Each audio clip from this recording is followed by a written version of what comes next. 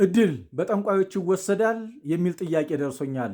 መልሱን ልመልስ መጥቻለሁ። ነገር ግን አስቀድማችሁ ሁላችሁም 10 ጊዜ ኮፒ ሊንክ በማድረግ ለሁሉም ሰው አድርሱልኝ። ቤቱ ጥያቄና መልስ የምንመልስበትና የምንጠየቅበት ስለሆነ ይጠቅማችኋል። ፎሎው አድርጉት። ጥያቄ ሲኖራችሁ ፎሎው ካደረጋችሁ ጥያቄዎቹ የምንለቃቸው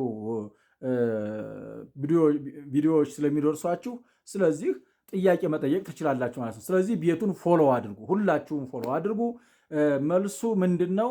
እድል ይወሰዳል አይወሰድም የሚለው ነገር መጀመሪያ እድል የሚባል ነገር የለም ነው። ሁለተኛው ደግሞ ይወሰዳል አይወሰድም ከተባለ እድል ከሌለ ምኑ ይወሰዳል ነው? አይወሰድም ነው። በቃ እድል የሚባል ነገር የለም። እገሌ በድሉ ሀብታም ሆነ እገሌ በድሉ ድሃ ሆነ የሚባል ነገር የለም። ጠንክረህ ከሰራህ ሀብታም ትሆናለህ፣ ጠንክረህ ካልሰራህ ድሃ ትሆናለህ። አለቀ። መልሱ ይሄ ነው።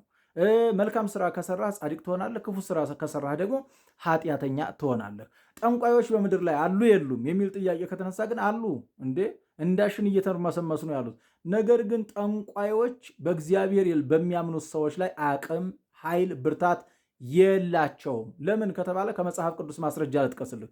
ለምሳሌ በዘጸአት 7:12 ላይ ሙሴ ከእግዚአብሔር ታዞ ከአሮን ጋር መጥቶ የአሮንን በትር ሲጥሏት የአሮን በትር እባብ ሆነች ይላል። እባብ ሆነች። የፈርዖን ጠንቋዮችም ደግሞ በትራቸውን እባብ አደረጉ ይላል። ለምን? ተአምራት ለማሳየት ማለት ነው።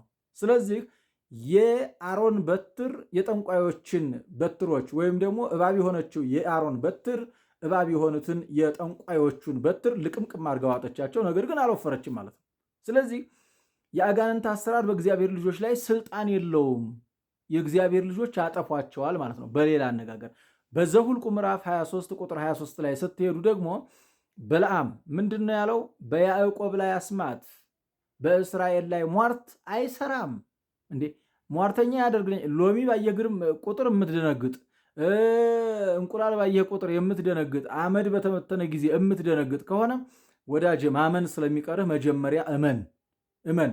ካመንክ ሁሉንም ነገር ታጠፋለህ። በቃ ሁሉንም ነገር ታሸንፋለህ ማለት ነው። ሌላው በሐዲስ ኪዳን የማርቆስ ወንጌል 16:16 ላይ ምንድን ነው የሚለው? የሚያምኑትን ይቺ ምልክት ትከተላቸዋለች ካለ የሚጎዳ መርዝ እንኳን ቢጠጡ አይጎዳቸውም ነው። የሚገል መርዝ እንኳን ቢጠጡ አይጎዳቸውም ነው። ስለዚህ እድሌን ጠንቋይ ወስዶብኝ ለጥ ብለህ እየዋልክ ነው እንደ እድሌን ጠንቋይ ወስዶብኝ የምትለው እንዴት? መጀመሪያ ስራ፣ ስትሰራ ትለወጣለህ። ዝም ብለህ ጊዜህን ከላይ ከታች እንደው ስትል ኑረህ በትምህርት ጊዜህን አሳልፈህ አልሳካልህ ሲል እድሌን ወስደውብኝ ትላለህ አትበል እባክህ። አንተ ማድረግ የሚኖርብህ ነገር ምንድነው? መጀመሪያ እመኝ። ከዛ በኋላስ ጸበልህን ተጠመቅ፣ ቅዱስ ቁርባንህን ተቀበል።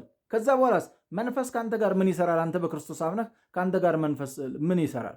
መንፈስ ጥቃት ያደርሳል ብለህ ካመንክ የምትወላውል ከሆነ ነው እንጂ የማትወላውል ከሆነ ቅንጣት ታህል ቅጣት ወይም ደግሞ ጥቃት ሊያደርስ አይችልም ማለት ነው። አይችልም። ስለዚህ መጀመሪያ ማድረግ የሚገባው አንድ ክርስቲያን ማድረግ የሚገባው ምንድን ነው? የክርስትና ትምህርቱን መማር ያስፈልገዋል። በእግዚአብሔር ማመን ያስፈልገዋል። በእግዚአብሔር ካመነ እንደ እግዚአብሔር ፈቃድ ከሄደ ጠንቋዮች አይሰሩም። ጠንቋዮች ደግሞ አቅም የላቸውም፣ ሊያደርጉ አይችሉም። ጥንቁልናውም አይሰራም፣ እነሱም አይሰሩም። ጠላታቸው ወዳጃቸው አባታቸው ዲያብሎስም አይሰራም፣ እነሱም አይሰሩም ማለት ነው። ስለዚህ የእግዚአብሔር ከሆነ ማንም ምንም ሊያደርግ አይችልም ማለት ነው። ይህንን ማወቅ ያስፈልጋል ማለት ነው። ይህንን ማወቅ ያስፈልጋል። ሌላው እዚህኛው የጸበል ቦታ ላይ እንዲህ አይነት ነገር ይታሰራል፣ እዛኛው የጸበል ቦታ ላይ እንዲህ አይነት ነገር ይታሰራል እያልክ ወዳጅ ስንቅህን በማሰር ጊዜህን አትጨርስ። ጸበል ከሆነ አዲስ አበባ ያለውም ጸበል ነው። ጎንደር ያለውም ጸበል ነው።